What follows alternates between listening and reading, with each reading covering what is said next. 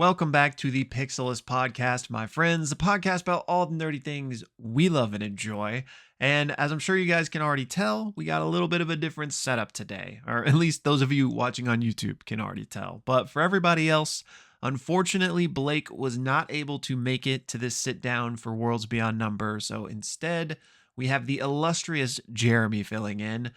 Jeremy's a hot topic, you either love him or hate him. But as you guys know, I love him. So, Jeremy, thank you for joining me here today.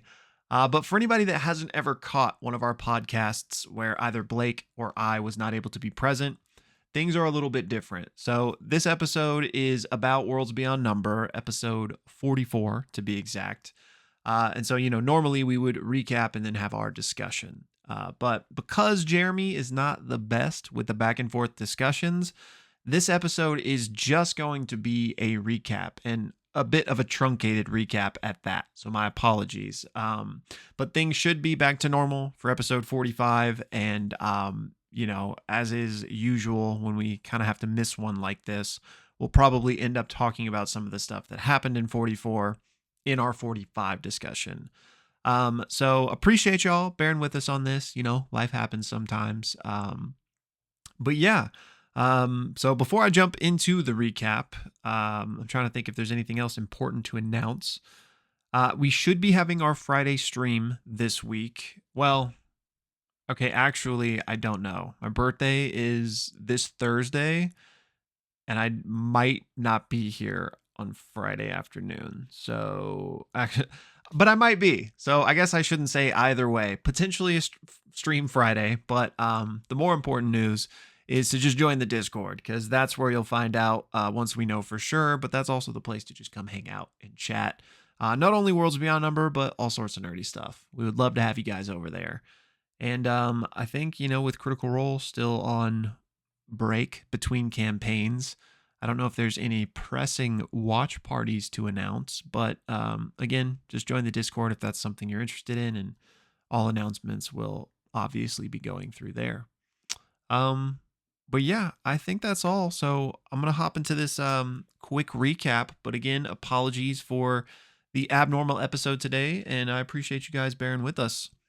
But yeah, so without further ado, episode 44 of Worlds Beyond Number, The Wizard, the Witch, and the Wild One was titled To the Bone.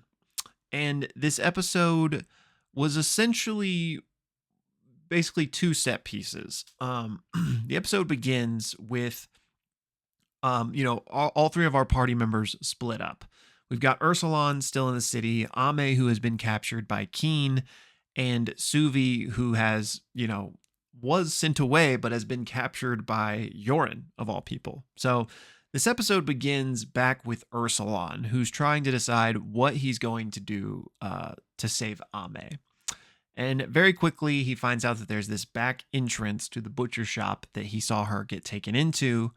And he eventually makes his way there and inside, where he can see that she's been tied up, is inside some sort of ritualistic salt circle. I don't know if it's salt, but circle that is preventing her from basically spell casting. She's been silenced. The fox is also here, and the two of them are essentially being tortured for information. So as we see Ursulon kind of creep up on them with his stealth, so no one has detected him yet, and he is about to make a move where he basically plans with Suvi's familiar Vandal, like, hey, as soon as you see me go in, I'm going to need you to go in and pee in one of the guards' eyes. And it's like, okay. And it's from there that we cut back to Suvi, who is with Yorin. And there's not much that happens in this scene other than they kind of go through, again, what the plan is going to be. Suvi actually identifies a few of the items that the other guards had on them. And interestingly, for those of you that are a part of the Patreon, you'll know this, but there was actually an exclusive 15-minute segment that they released on the Patreon as an addendum to this episode, which basically followed Suvi going through some of the spell books that were on these other guards. And there's a really cool little segment where Brennan basically had Aabria roll, and if she hit certain numbers, it determined what spells she was able to learn and copy down from these spell books. And one of the ones she gets is Fireball, which she's technically not high enough level to cast yet, but she rolled high enough that Brennan allowed this. So I'm interested to see like how this might work mechanically. Like, will she even be able to cast it early, or does she just have it ready for as soon as she levels? I'm not entirely sure. But for those of you that are on the fire side and maybe didn't see that yet, definitely go check it out because it was a cool little sequence. But ultimately, that scene ends with basically everyone preparing for this mission to rescue the Grenot children on the coming day. So Yorin and the rest of the shapeshifters like pre-shift to like an aquatic form so that they'll be able to swim the next day, and then rest in those forms so they won't have to waste some of their spell slots the next day. We then cut back to Ame and Ursulon, and the big thing I wanted to touch on in this recap is there is, and honestly, this might have actually happened even before we cut to the Suvi scene, but it's not that important. There's this moment that happens during Ame being tortured, she's just experiencing like worse and worse pain. And Keen is like, the way to have this end is to just tell me what I want. Who is this coven of elders? And Ame, of course, doesn't answer him, but instead, via her connection with the fox, like pushes through.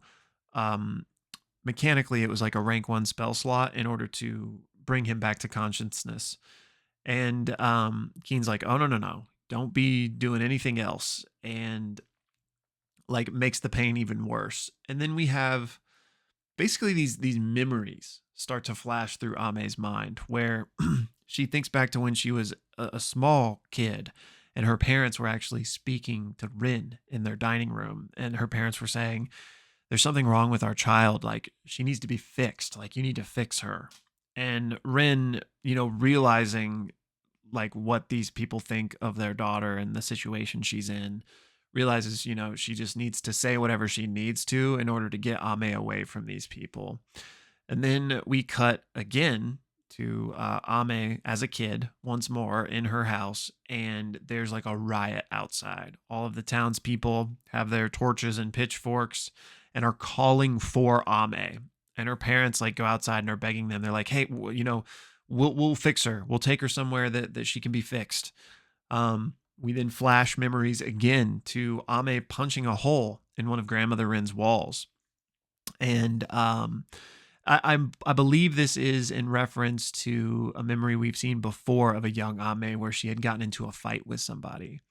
And so this young Ame says, I'm supposed to represent the connection between humans and spirits, but I'm neither. Like, I'm not a spirit, but I'm also not like these other humans. And Ame's just like, I have to be me. Like, I have to be me, Grandmother Rin.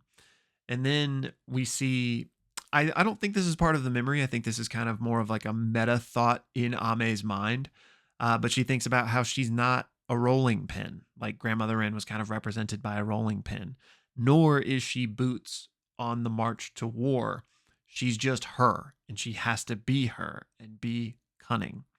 We then flash to another memory of the rooster, Grandmother Rin's familiar, fading away.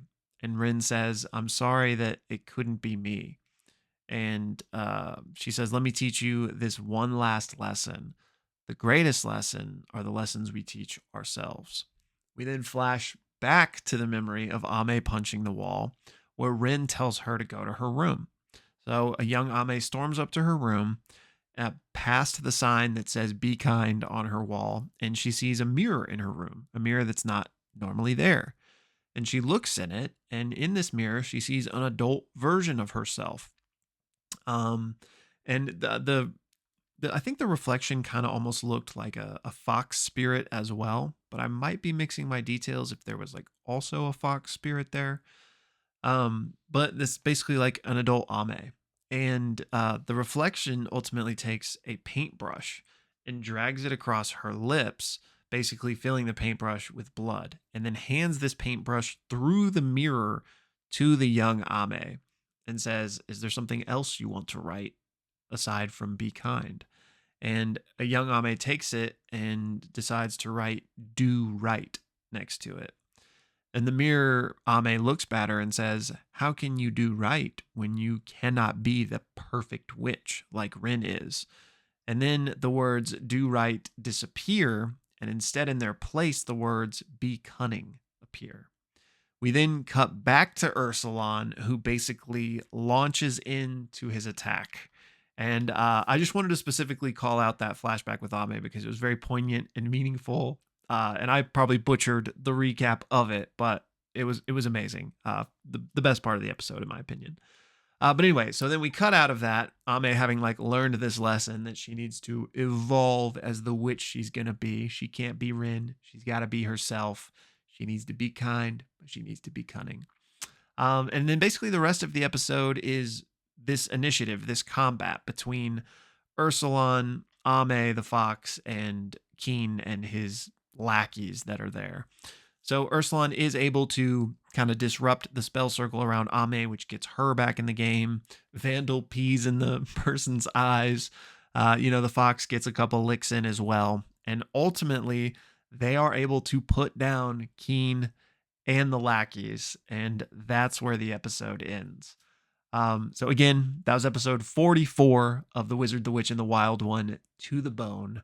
And also, again, apologies for the truncated recap in the truncated episode. But I appreciate you guys bearing with us. And not too long on episode 45. And maybe we'll even record 45 sooner, just so we can, get to talking about some Worlds Beyond Number. Because I know both of us were fiending to. Just unfortunately, the wires didn't all line up this time. But yeah, I'm just yapping now. So I guess I'm going to spare everybody. Again, thank you guys so much for watching. Join the Discord, and we'll see you soon.